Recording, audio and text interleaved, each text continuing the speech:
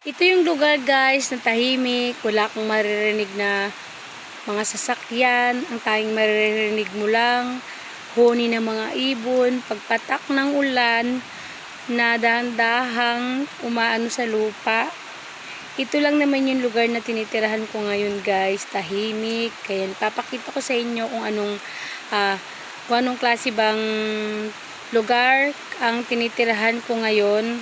To yan siya guys, tahimik lang. Matatanaw mo yung mga bundok, yung makulimlim na langit, ang ulan na dahan-dahan na bumabagsak sa lupa.